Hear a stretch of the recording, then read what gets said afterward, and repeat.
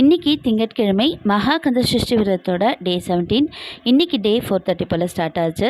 நவராத்திரி நடந்துகிட்ருக்க இந்த நாளில் பிரம்ம முகூர்த்த தீபம் நிலைவாசலில் ஏற்றிட்டு நம்ம வீட்டு பக்கத்தில் அம்மன் கோவிலுடைய கோபுர தரிசனம் பார்த்துட்டு வணங்கிட்டு தீபம் ஏற்றிட்டு வீட்டுக்குள்ளார போகும்போது கை மேலே பார்த்திங்கன்னா வண்ணத்தை பூச்சி உட்காந்துட்டு இருந்தது. நம்ம நம்பிக்கையாக தெய்வ நம்பிக்கையோட நம்ம தீபம் ஏற்றும் போது நம்ம தெய்வம் கண்டிப்பாக ஏதாவது ஒரு தோட்டத்தில் வீட்டுக்கு வரும் அப்படின்னு சொல்லுவாங்க. அதே மாதிரி தான் நவராத்திரி முதல் நாள் புத்தக ரூபத்தில் நம்ம வீட்டிற்கு லலிதா பரமேஸ்வரி அம்பாள் வந்திருந்தாங்க.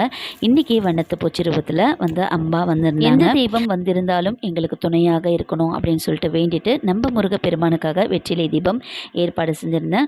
கோவிலுக்கு இன்றைக்கி நெய்வேத்தியம் புளியோதரை தான் செஞ்சு கொடுத்துருந்தேன்.